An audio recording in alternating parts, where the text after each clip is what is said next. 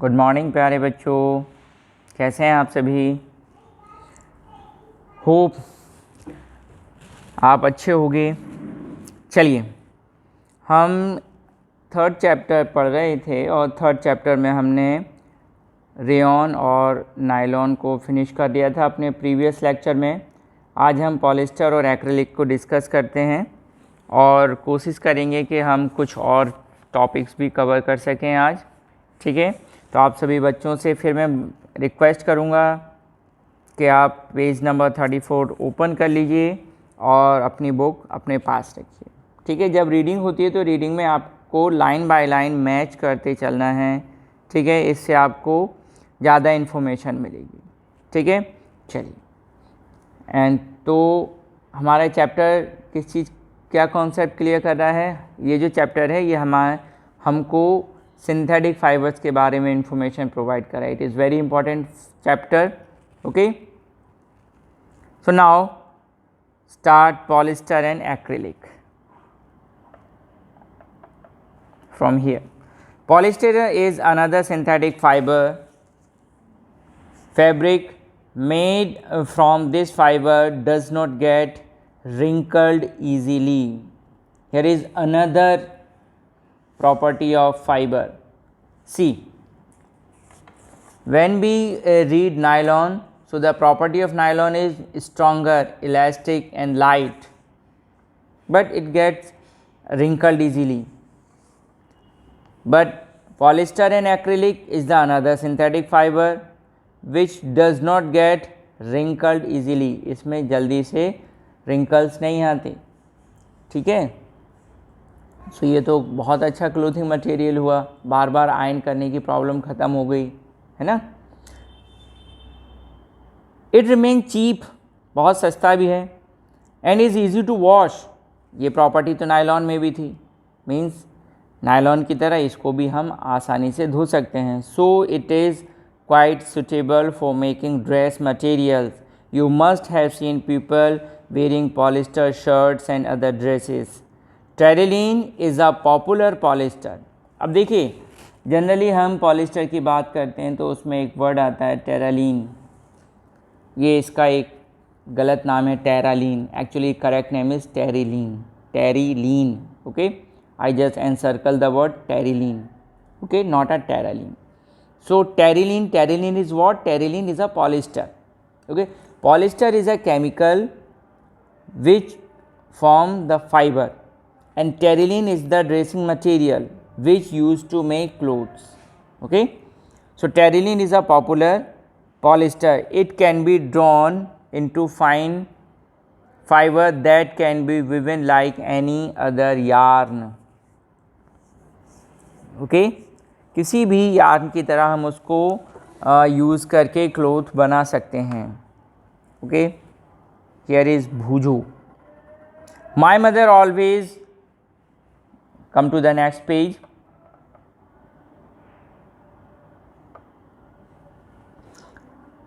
Here is a purple box, let's C.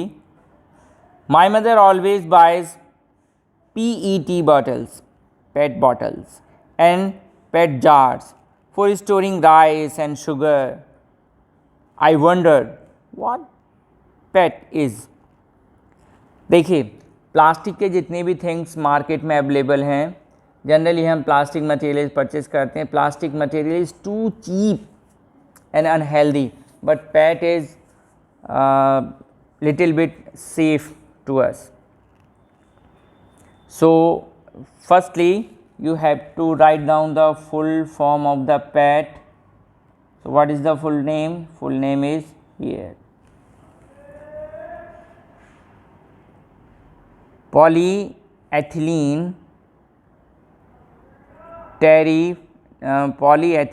terephthalate.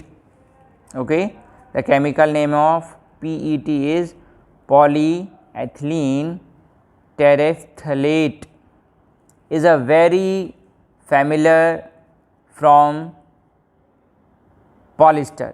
It is used for making bottles, utensils, films, wires and many other useful products. Here film means a thin sheet, okay, not a feature film. Don't be confused with film and feature film. Films means a thin, very thin sheet is called film. Look around and make a list of things made of polyester. अब आपको क्या करना है, अपने घर में देखिए, अपने आसपास देखिए कितनी चीज़ें PET पैट या पॉलिस्टर से बनी हैं. ठीक है. Here is polyester made up of two words poly and ester. In another box, here is a orange box. Polyester in bracket poly plus ester is actually made up of a repeating units of chemical called an ester.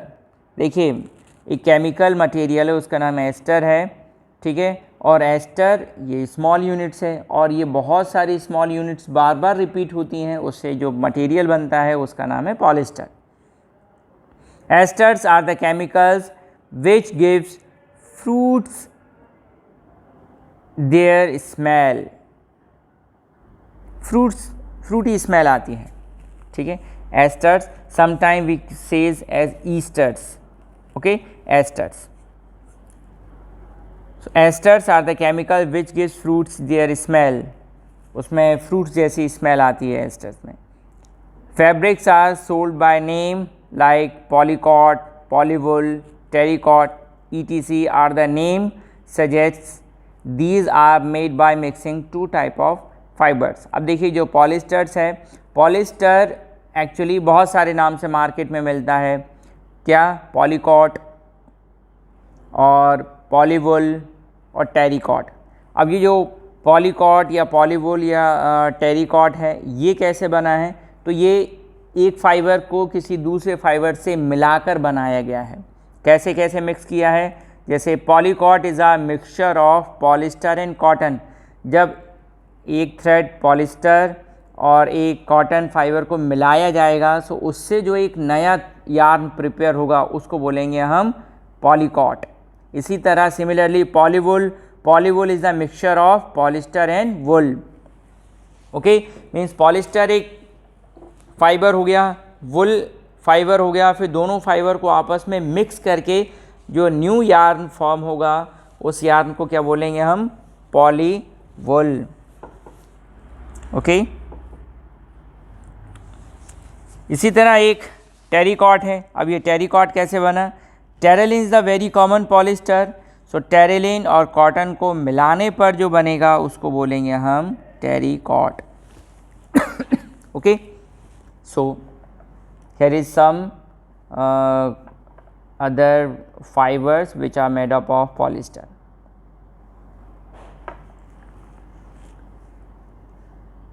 Okay, start from here. We wear sweaters and use shawls or blankets in the winter.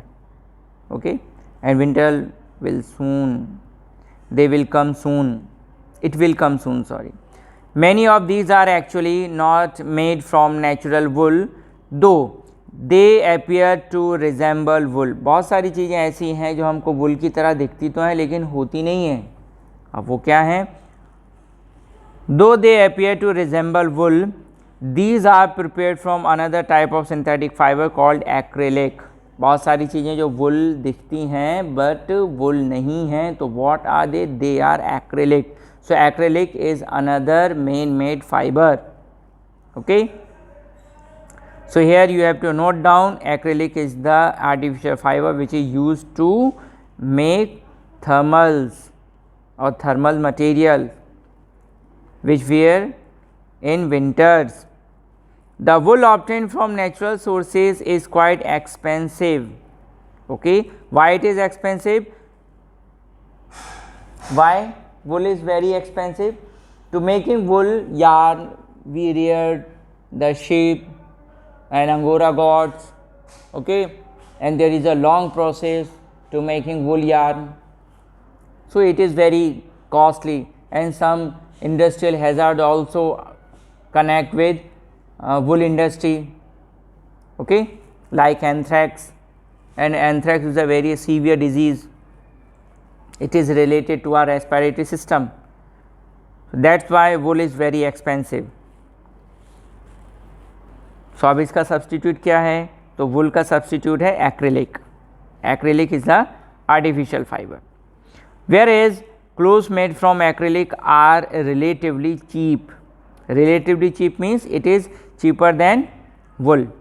They are available in a variety of colors. Synthetic fibers are more durable and affordable, which makes them more popular than natural fibers. अब देखिए जो synthetic fibre होते हैं उनकी कुछ qualities होती हैं. Number 1, these are affordable, means कोई भी इसको परचेज कर सकता है. Cheap. Second, they are cheap. Cheap means सस्ते.